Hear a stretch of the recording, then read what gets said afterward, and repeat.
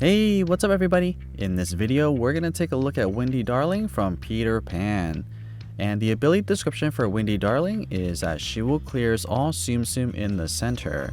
But let's also take a look at her stats and also some strategies into using Wendy Darling. In order for you to activate her ability, you will need to clear a total of 14 copies of her on the screen to charge up her ability. Her minimum score is 160 with a maximum score of 944. And as expected, the maximum score is a little bit higher than John Darling, but it's still nothing too good for score. I would say like if you could get over 1000, that's when you could consider them a little bit better than usual. But in this case for Wendy Darling, it is a little bit better than John Darling, but still not the greatest Tsum for score. And if you do want to get Wendy Darling to skill level 6, you will need to get a total of 32 copies of her. And every skill level that you go up, her ability will increase the size. So at skill level 1, the size range is going to be extra small. But if you have her at skill level 6, the skill range will be extra large. And essentially what that means is that the clear radius in the center will get a lot bigger. And one of the strategies into using Wendy Darling is because her ability clears Tsum Tsums in the center, you just want to make sure that the center area has a lot of Tsums and there are no gaps, and ideally there are no bubbles either. So if you have the ability charge up and there are gaps in the middle, give it a few seconds, because if you don't, this is what's going to happen and you get a very low chain. So as you saw there, I only got a chain of 13, but at skill level 1, you could expect somewhere on the higher teens, so like 19, 18. If you get lucky, you might even get 20 because of a big burst. But yeah, so wait a couple of seconds, make sure the center has a lot of Tsums before activating it.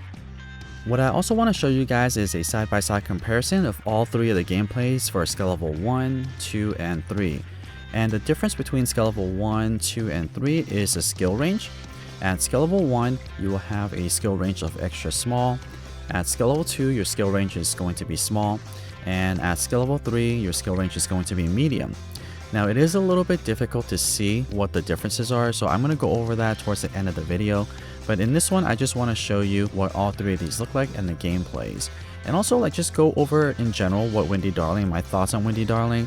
And Wendy Darling is going to be the better one of the two compared to Wendy Darling and John Darling. The ability for Wendy is a little bit more difficult to use because there is a little bit more planning compared to John Darling.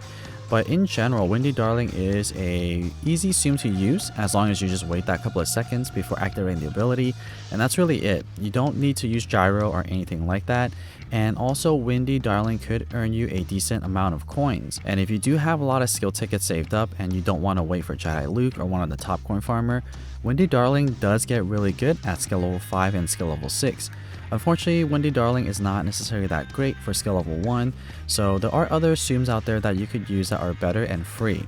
But still, Wendy Darling is worth it if you do plan on leveling them up to a higher skill level.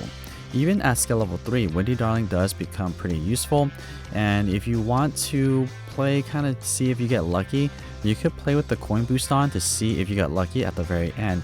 Because sometimes you do get lucky, sometimes you get that 500 or 1000 times multiplier, and your coin earning potential skyrockets to the moon. So it could be worth it to use Wendy Darling as a coin farmer for your gameplay, especially if you don't have an actual coin farming Tsum.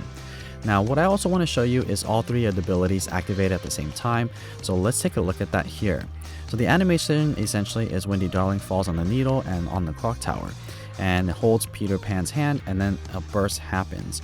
So take a look at it here. This is the skill range of the actual burst area. You could kind of see that for skill level 1 it's a little bit smaller, skill level 2 starts to get bigger, and skill level 3 gets really big, and it's essentially the whole circle of the clock tower. At skill level 1 I got a chain of 19, at skill level 2 I got a chain of 22, and skill level 3 I got another wonderful of 25. Your experience may vary though, depending on just how well you have your setup for before you activate the ability for Wendy. So these are my average of what I got, and these were pretty consistent that I got 19, 22, and 25. So you could expect something very similar. So let's also fast forward to the very end here to show you what I earned for these gameplays. Again, your experience may vary depending on how fast you play and also how well your setups are before you activate the ability. At skill level 1, I got 884 coins. Skill level 2, I got 1,327. And at skill level 3, I got 1,923. So it gets pretty good at skill level 3, nothing too great for skill level 1 and skill level 2, but Wendy does get pretty good at the higher skill levels, so you might want to consider using Wendy as one of your coin farmers, but there are other Tsums out there that are better, but you know, if you only get Wendy, then it's not too bad. So that's pretty much it for this one. I hope that you guys found this video helpful, and if you would like to see more Tsum Tsum content just like this, or if you want to just support this channel, don't forget to scroll down and hit the subscribe button, and as always, thank you so much for watching.